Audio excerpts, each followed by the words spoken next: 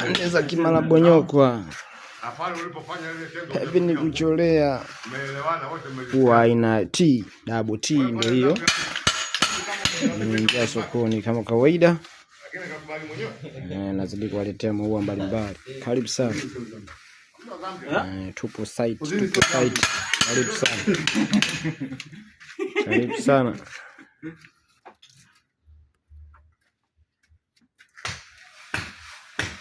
Topozini maana yake nini? Kimalabonyokwa moja. Tupo kwa ajili ya neno aliyosema kwamba usizini. Nataka hilo neno maana yake nini? Mimi nimekuta kitabu kinaandika hivyo. Usizini, yes. Hivi sio sauti ya Mungu.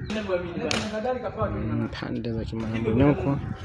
Pepi ni kucholea, tunazidi kuwakilisha.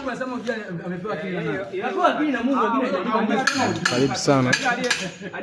Tunazidi kuwakilisha. Yeye kwa elimu na sijui aliyopewa elimu ni nani. Sisi hatuwabeshiwa. Hivi hali ya moyo wako. Yaani sisi ni mimi ndio kamili. Yaani angalia moyo